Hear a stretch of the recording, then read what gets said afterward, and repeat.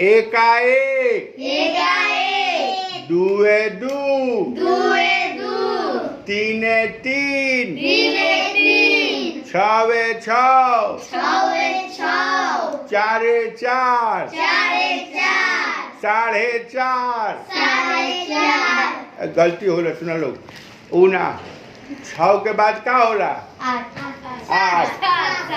7 होला। 6 के बाद का होला? सुना ना, जब नहीं तू लोग के पता तो ये अब हमने हिसाब छोड़, हिसाब बाद में पढ़ल जाई। ठीक नू? हम पूछ के आए केहू से कि का होला ओकरा बाद। ठीक नू? हाँ। इली बिली सुना लो। अब वो हिसाब 8 के बाद का होला हम केहू से पूछ के आए नू, तब पता चली। हमें नहीं पता। सुना, अब अंग्रेजी पढ़ा लो हैं। हाँ। ए से ओ का, बी से बोका, सी से चोखा, डी से धोखा, ई से एखा, एफ से फेंका। मारो तो ठीक है, हो जाए बदमाश कहीं का। हंसता है तुम लोग, हम पढ़ाते हैं तो हंसता का है जी है। किस क्लास में पढ़ता है तुम लोग? घर का पढ़ाई लोग नर्सरी में पढ़ता है। हाँ ठीक है, ये लड़का ठीक है। तुम किस में पढ़ता है जी? 3 में। 3 में? तो तुमको 3 में ABCD आता है जी? हाँ तो ठीक है। तो हंसना नहीं है, पढ़ना है। ठीक ना? हाँ। अच्छा, एगो बात और सुनो।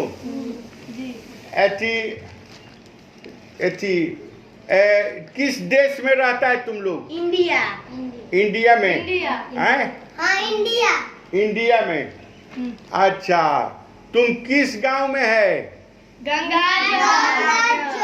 गंगाजल में है। अच्छा, ये गांव किस देश में आता है? भारत देश में। तुम रहता है इंडिया में या कहता है कि भारत देश में आता है? वो दोनों एक पे है। दोनों एक है। हाँ। अच्छा ठीक है। ये तोतला है। ये तोतला है। तुम लोग ये दोनों तोतला है। अब बताओ तो यहाँ पढ़ाई करने आया है कि तोतला करने आया है? आए सुनो, इसमें भी अब हमको उसके आगे नहीं समझ में आता है। समझा कि नहीं? सुनो, अब देखो, हम तुम लोग को एक चीज बताने जा रहे हैं। तुम जमाई क्या किया है? पढ़ने के बाद तुम जमाई करता है क्या? पढ़ेगा तुम्हारा तो एथी है, भविष्य नहीं दिख रहा है। समझा कि नहीं? भविष्य बहुत अंधकार में दिख रहा है। हमारा खैनी का चिनौती किधर गया रे? खैनी का चिनौती हमारा आज जान लो घर छूट गया होगा। आए हाँ, आवत नहीं घबराहट का है बाड़ू। हम जाते भैंस लेके जाए अभी हम। हाँ घबरा मत। सुनो, जल्दी जल्दी तुम लोग पढ़ लो। तुम्हारा पापा उपा भी लोग आता होगा, तुम्हारे घर का गार्जियन लोग आएगा ना जी, तो पढ़ेगा नहीं तो देखेगा कैसे कि पढ़ रहा है। इसलिए आप लोग मन लगा के पढ़ो, अपना अपना पढ़ो। आपस में बात नहीं करेगा। तुमको मॉनिटर बना देंगे तो तुम सबको पिटवा देगा। हम देख रहे हैं कि सुनो, एक चीज पूछते हैं, इंडिया का राजधानी कहाँ है? हमारा नहीं के मालूम। हमारा नहीं। सर जी अभी बता दीजिए। हमारा नहीं मालूम है। अब बता दीजिए। इंडिया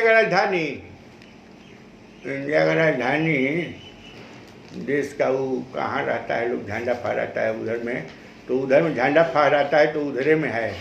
हाँ, जहाँ झंडा फहराता है उधरे में, राजधानी में तो झंडा फहराया जाता है, तो उधरे में होगा कहीं। सुनो, एक काम करो, देश का राजधानी नोएडा में है। नोएडा। हाँ, देश का राजधानी नोएडा में है। देश के राजधानी नोएडा में हो। प्रणाम। का हाल चाल? बढ़िया। का लड़का संग पढ़ाओ तरी महाराज?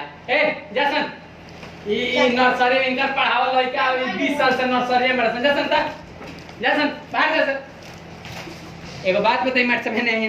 जी मैंने का ही पढ़ाओ तनी ए से ओ का, बी से बो का। हम जानते नहीं है कि कुछ होता है। इंग्लिश पढ़ा रहा था। अच्छा, एगो बात बताई, देश का राजधानी नोएडा हो? देश का राजधानी नोएडा ना है। नोएडा है कि दिल्ली है? अरे बाबू ये समझने का चीज है। मैंने काय में समझे का चीज है? अजब हाल है। माने देश का राजधानी दिल्ली नु है जी मारा, नोएडा कैसे हो? अरे तो ये बताओ ना कि माने नोएडा से दिल्ली कितना दूर है? सटा सटा तो है, रोज आदमी जाता है। तो सटा सटा रोज आ जा सकता है, तेकर मतलब राजधानी ना भइल। मान ली है नोएडा भइल, है दिल्ली भइल, बीच में जमुना जी हो गई, लेकिन दिल्ली भइल नु जी। बीच में जमुना जी है तो उसका क्या लिया है? देखो हाँ। एक बात सुनो, अभी हम पूछ रहे थे इन लोगों से तो इन लोगों को पता नहीं था। तो गलत बता दे, नोएडा दिल्ली में रउरा अंतर नहीं बुझा। अच्छा बाबू, हाँ। ई बताओ कि पहले ही कहत रहे हंसी कि हम पूछने देश के राजधानी कहाँ है, ई कहत रहे सऊदी। लइकवा सऊदी कहतला। सऊदी। तो अच्छा तो ई बताओ कि सऊदी से घींच के हम नोएडा लाए हैं। माने ओकरी पढ़ावत पढ़ावत नोएडा लियल बड़ो। हाँ नोएडा लाए हैं। और नोएडा दिल्ली में कितना अंतर है, एक तो नदी है बीच में।